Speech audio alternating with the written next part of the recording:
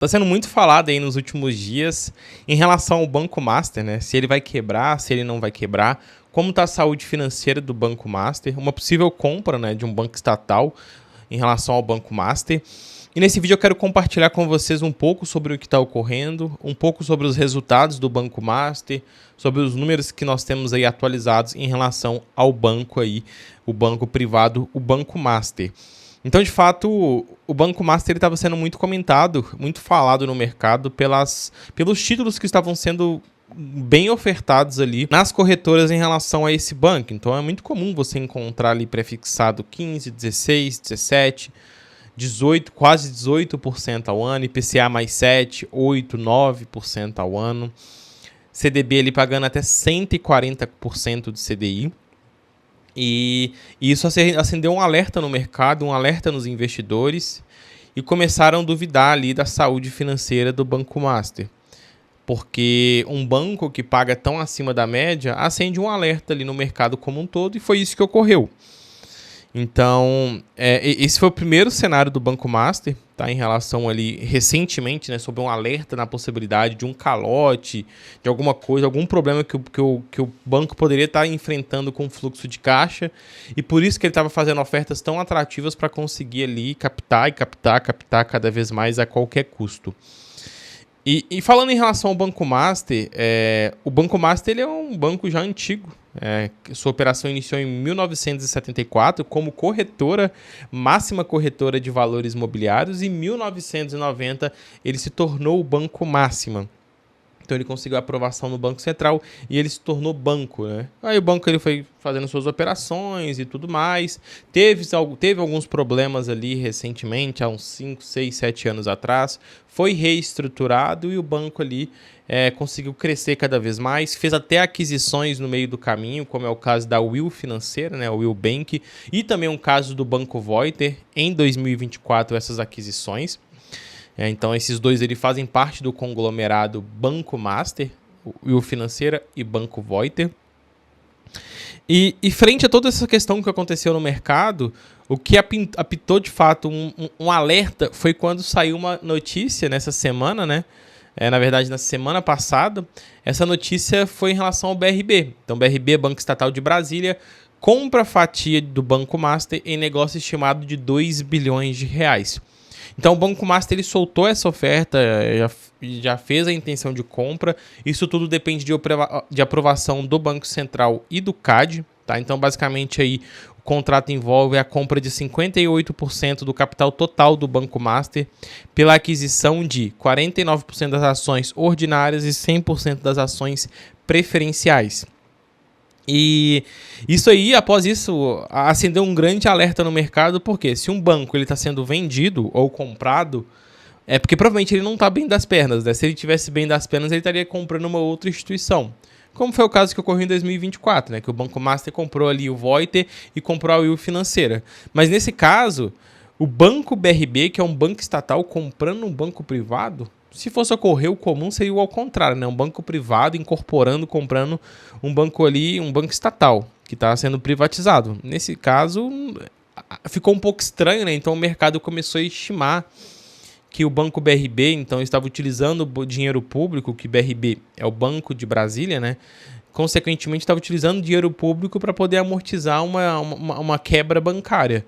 Ou seja, amortizar esse impacto que poderia dar. Imagina comigo ali um banco quebrando, um banco como o Banco Master quebrando, e gerar uma grande corrida bancária nos bancos pequenos. Então várias pessoas tirando seus dinheiros dentro do banco, de um banco pequeno, e mandando para bancos grandes.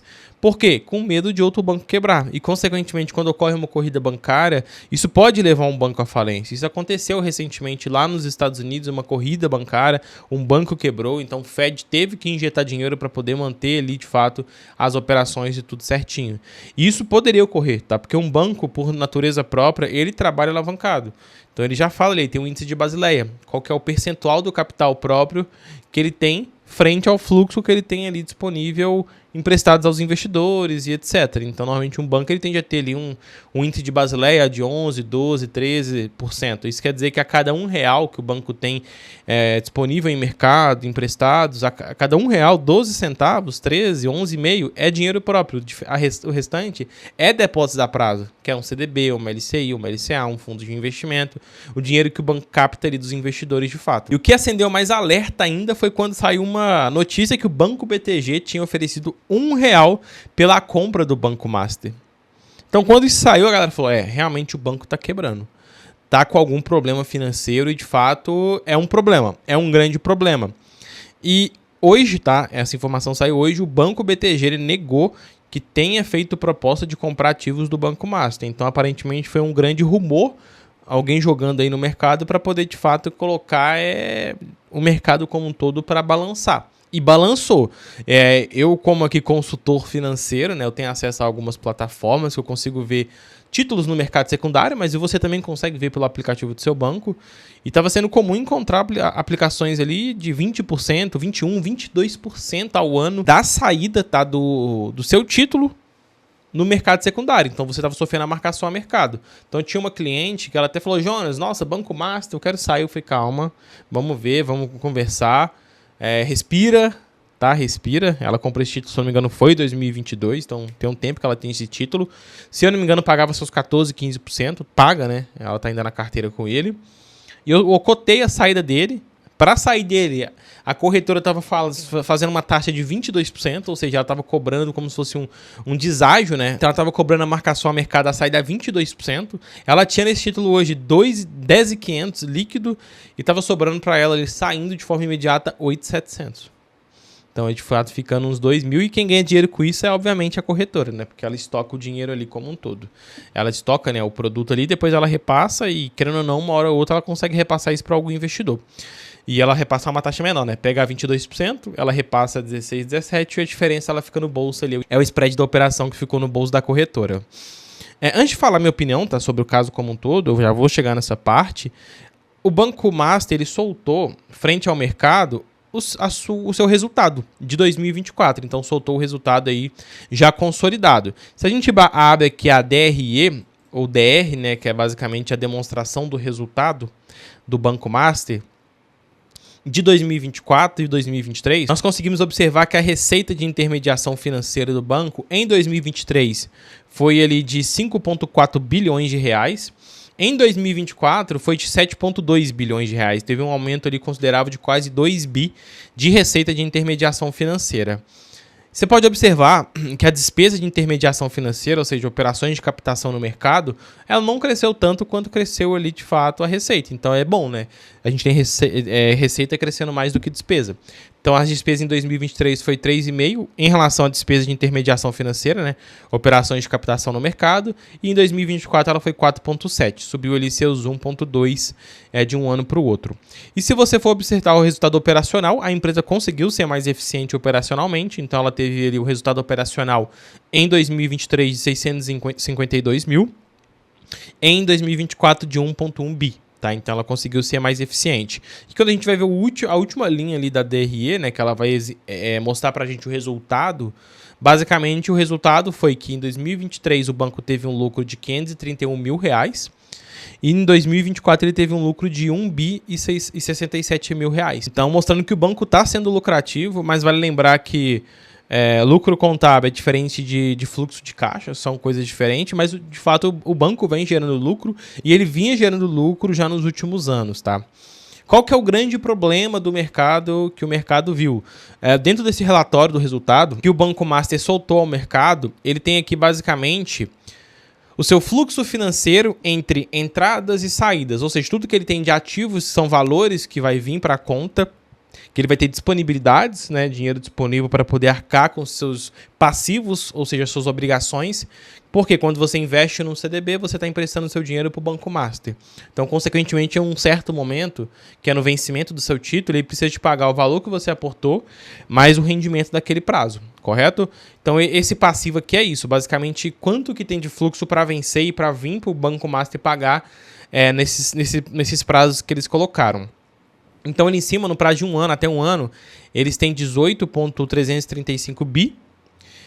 de ativo, ou seja, dinheiro que vai entrar na conta do Banco Master, e de passivo eles têm 16,67 bi, ou seja, um fluxo de caixa acumulado, ou seja, uma gordura financeira positiva de fluxo de caixa, positivo para o Banco Master de 2,2 bi. Já de 1 a 2 anos, ele tem um total geral para entrar de 10 bi e 700, enquanto passivo 9 bi. Novamente o fluxo de caixa acumulado ele aumentou, foi para 3,9 bi.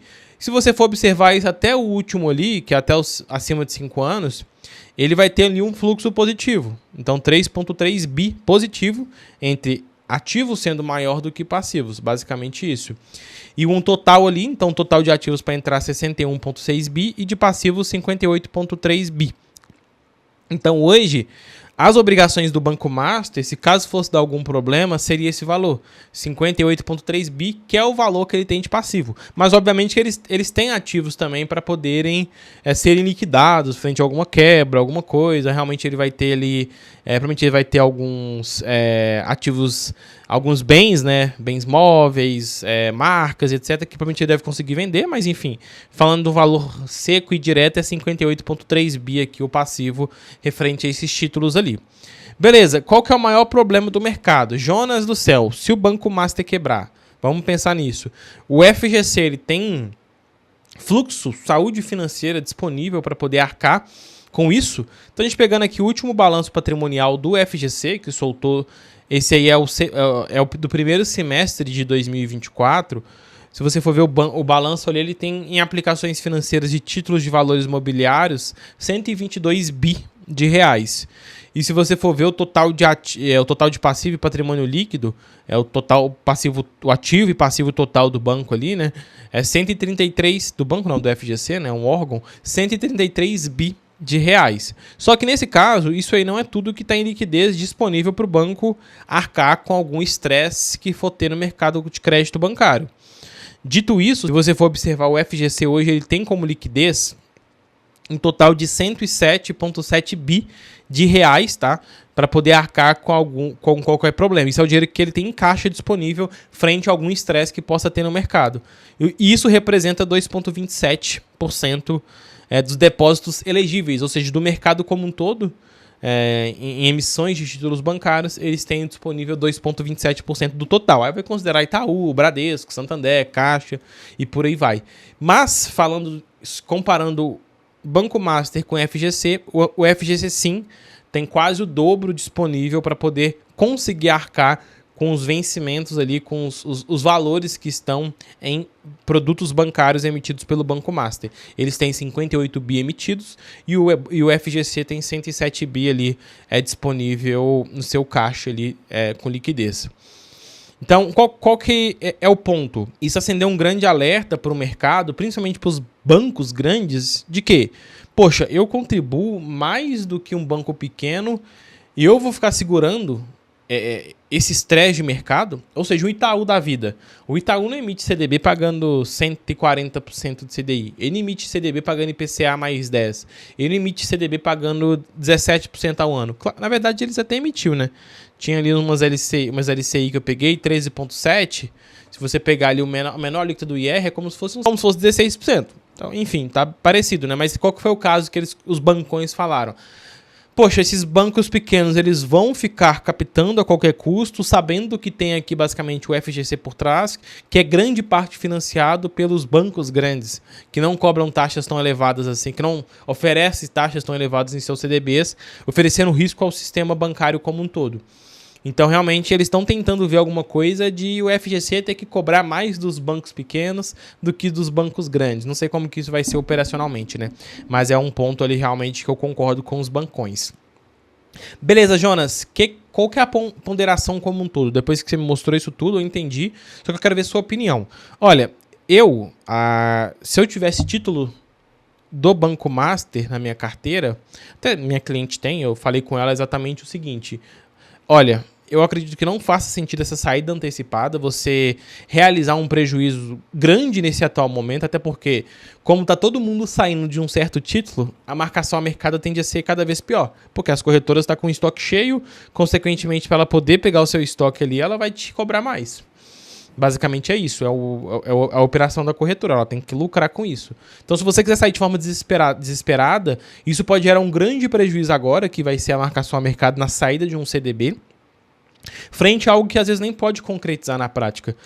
Obviamente que os resultados do Banco Master, que eu mostrei para vocês, eles têm auditoria. Se eu não me engano, deles ali é a KPMG, que é uma Big Four ali de auditoria. Só que também a gente tem que lembrar que a Americanas também tinha auditoria e teve fraude contábil. Então, realmente, eu não posso garantir que tudo é certinho, tudo pode dar errado, né? A única certeza da vida é a morte, então tudo além disso pode ocorrer, né? Então a gente não consegue ter previsão, mas o banco é um banco lucrativo, ele está com o índice de Basileia ok, índice de mobilização, que é os parâmetros ali que o Banco Central pede, mas a gente vai ter que ver realmente até onde vai. Pô, se o BRB comprar, é excelente, você não vai ter que acionar um FGC. Se um banco BTG ou outro banco comprar, melhor ainda, você não vai ter que acionar o FGC. No pior do cenário, se caso não ocorrer uma compra de algum banco, comprar o Banco Master, e o Banco Master não conseguir se manter de pé sozinho, e consequentemente ele vir a falir, o que eu acho relativamente difícil, mas tudo pode ocorrer, você tem um FGC. Então, se você tá até 250 mil reais no vencimento, ou seja, até aquele título, se eu chegar no vencimento, vai ter 250 mil reais, eu manteria na minha carteira, eu não faria esse resgate antecipado e não colocaria, de fato, um prejuízo no bolso nesse atual momento. Frente que, no pior cenário, você tem um FGC ali que em 30, 60 dias te estorna aquele dinheiro. Então, eu particularmente não sairia. Eu não aportaria mais, por enquanto, no Banco Master nesse atual momento.